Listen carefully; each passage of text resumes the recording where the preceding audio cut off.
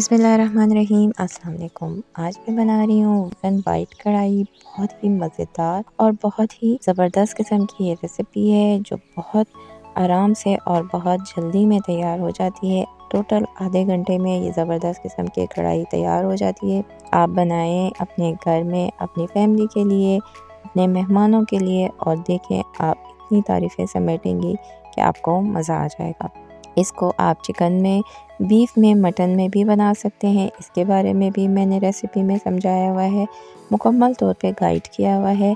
तो अगर ये ज़बरदस्त किस्म की रेसिपी आप बनाना चाहते हैं और बाज़ार की महंगी रेसिपियों से जान छुड़ाना चाहते हैं, बहुत आसानी से बन जाता है और बहुत कम बजट में ये रेसिपी तैयार हो जाती है। तो उसके लिए मेरे चैनल पे आएँ, मेरे चैनल को सब्सक्राइब करें, बेल आइकन के बटन को दबाएं ताकि मेरे तमाम वीडियोस आपको सबसे पहले मिलें। थैंक यू, अल्लाह हाफिज़।